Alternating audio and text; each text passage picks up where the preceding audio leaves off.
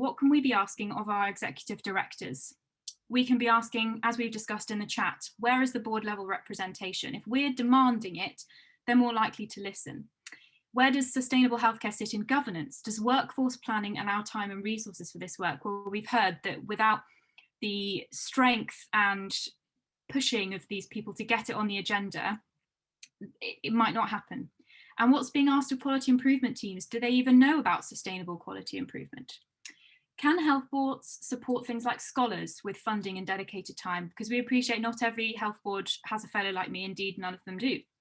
And how can we incentivise and reward these sustainable projects? So the Centre for Sustainable Healthcare runs a green ward competition. And if you are making financial savings and you're proving it by your research, can you request circular funding? Where is that money going to go that you have saved the health board? Is it going to go back into the project you've provided them with, and therefore will support your next project moving forward?